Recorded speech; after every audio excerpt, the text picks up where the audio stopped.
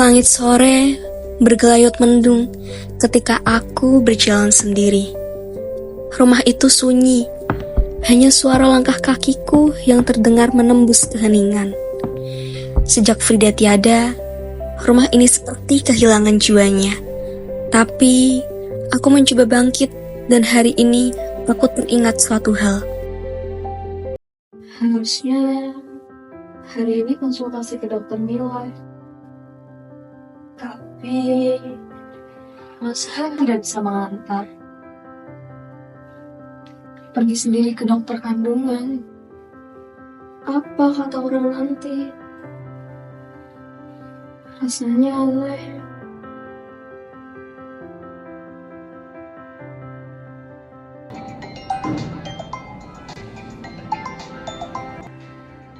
Pasti dokter Mila. Dia selalu ingat jadwal pasiennya.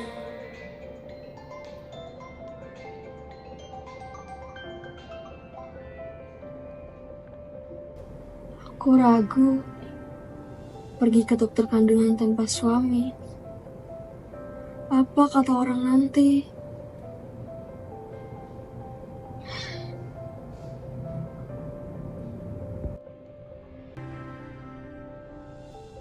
Air ini sudah dingin, sama seperti hatiku. Sejak Frida meninggal, rumah ini sepi sekali. Sama seperti hatiku, sangat sunyi. Tapi, aku harus pergi.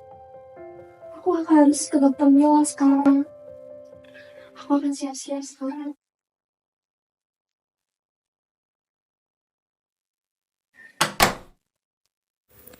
Akhirnya, aku memberanikan diri untuk ke klinik dokter Mila. Klinik yang terasa bersih dan tenang. Aku duduk di samping seorang wanita hamil. Ia tersenyum lembut, memperkenalkan diri sebagai Melinda. Kupanggil dia Mbak Mel. Kami mengobrol ringan sampai akhirnya percakapan kami menyerempet pada anak. Aku terkejut mendengar bahwa 2 anak Mbak Mel telah tiada karena ketidaksesuaian resus darah. Aku malu, gumamku dalam hati.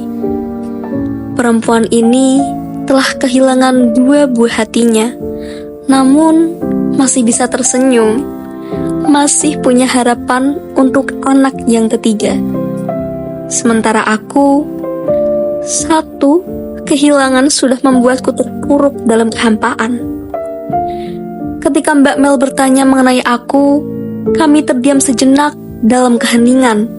Lalu, suster memanggilku masuk dan memecah keheningan kami.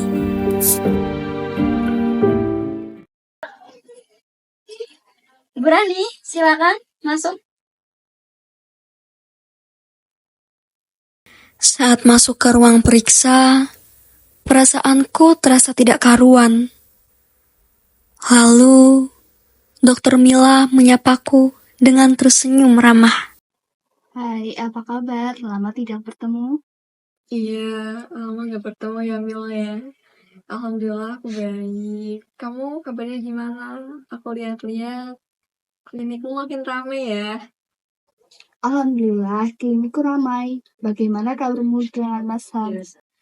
Alhamdulillah, aku dan Mas Han kami baik. Cuman emang semenjak kehilangan Frida, kami sangat merindukan Frida gitu sih. Mengerti, aku tuh gak cita. Tapi, kamu jangan terus larut dalam kesedihan. Makasih ya Mel ya, pengertianmu baik banget ke aku. Iya, aku datang ke sini karena aku memikirkan itu sih Mel. Jadi aku mau nanya-nanya ke kamu, aku pengen konsultasi ke kamu. Apa ada kemungkinan buat aku bisa hamil lagi gitu Mel? Tentu saja, aku akan bantu semaksimal mungkin. Tapi, kamu harus jaga fisik dan mental. Iya, Mel, aku paham. Aku lagi mencoba sih buat jaga fisik dan mentalku karena semenjak Frida itu benar-benar iksa banget batinku sama Mas Han gitu, Mel. Terus aku juga mau nanya-nanya ke kamu. Tentu saja boleh. Makasih ya Mil ya. Ini aku mau nanya 2 hal sih Mil. Yang pertama, faktor apa aja sih Mil yang buat kita itu bisa cepat subur gitu Mil? Kamu harus juga boleh makan kamu dengan makanan bergizi seperti sayur, daging, dan asam folatnya juga jangan lupa dipenuhi. Terus tubuh kamu juga harus tetap dijaga agar tetap ideal. Oke, makasih ya Mil atas penjelasannya. Ini pertanyaan yang kedua, gimana sih Mil biar kita itu nggak overthinking Mil? Tentang masalah-masalah kamu, jangan terlalu dipikir, jangan dibawa stres. Makasih ya Mil atas penjelasannya. Gitu ya. Oke, aku bakal terapin ya. Aku cek dulu ya kondisinya. Kondisinya baik, yang penting jangan terlalu dibawa stres ya. Alhamdulillah kalau kondisiku baik. Makasih ya Mil. Sama-sama Rani, nanti kalau ada yang mau diobrolin, kamu bisa datang lagi ke sini ya. Oke, makasih ya Mil. Aku pamit dulu kayaknya udah cukup ya. Pertemuanku dengan Dokter Mila membuat perasaanku menjadi lebih lega dan tenang, serta membuatku menjadi lebih bersyukur setelah bertemu dengan Mbak Mel. Dari pertemuan kemarin, Mbak Mel berjanji untuk datang ke pemakaman Frida. Aku dengan senang hati menanti Mbak Mel yang akan datang. Namun, tiba-tiba Mas Han muncul dengan wajah yang panik. Kamu kenapa? Rani, aku baru dapat kabar dari suaminya Mbak Mel. Dia di rumah sakit. Hah? Di rumah melahirkan. Hah? Melahirkan? Iya, tapi Tapi apa? kata suaminya Mbak Mel, dia sempat terjatuh. Hah? Itu. Dan luka yang diterima membuatnya tidak bisa diselamatkan. Kamu beneran? Iya, tapi anaknya laki-laki. Ya ampun Mbak Mel. Ya Tuhan. Kita harus ke sana sekarang. Yuk, Ayo, sekarang. ayo. Setelah aku dan Mas Han pulang dari pemakaman, rasanya ini semua masih mimpi. Aku masih tidak bisa menerima kenyataan. Semuanya terasa terjadi begitu cepat, dan semuanya masih terasa tak nyata. Aku dan Mas Han melangkah gontai memasuki rumah.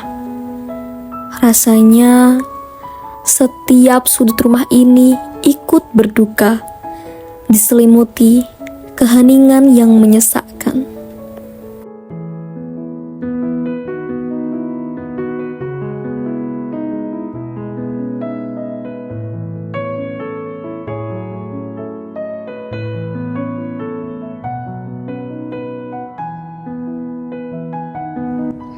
Aku gak bisa berhenti mikirin Mbak Mel.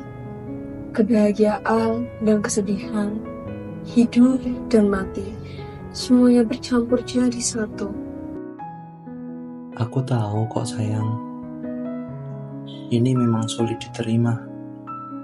Tapi kita harus kuat.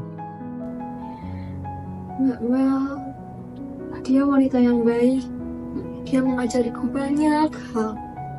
Memang kadang takdir gak bisa ditebak.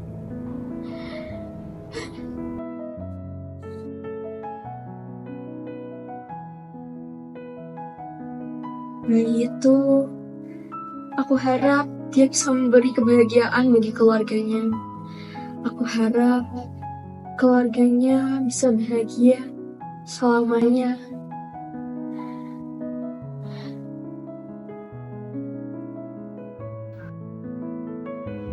Pasti, dia pasti akan baik-baik saja. Dan kita juga akan baik-baik saja.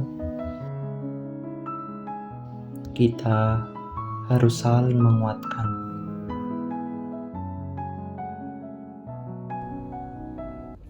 Hari-hari setelahnya, hidup berjalan lambat, diselimuti duka yang mendalam setelah kepergian Mbak Mel. Kadang, aku masih termenung di ruang keluarga yang kini terasa semakin sepi. Kadang, aku masih teringat bayangan Mbak Mel yang juga kehilangan buah hatinya. Dan kadang, aku juga masih merindukan anakku, Frida. Namun, ada satu hal yang selalu kurasakan.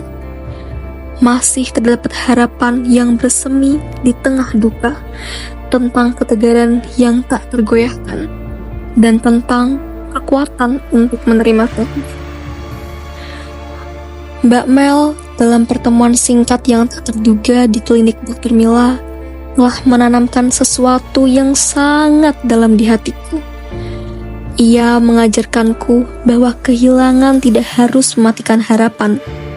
Justru, dari kehilangan yang begitu menyakitkan, seperti kepergian Frida dan kedua anak Mbak Mel, kita dapat menemukan makna hidup yang sesungguhnya. Dan pada akhirnya, perlahan aku belajar untuk menerima kenyataan pahit, mencintai lagi hidup ini, dan memberanikan diri untuk hidup kembali dengan membawa kekuatan dari kisah Mbak Mel.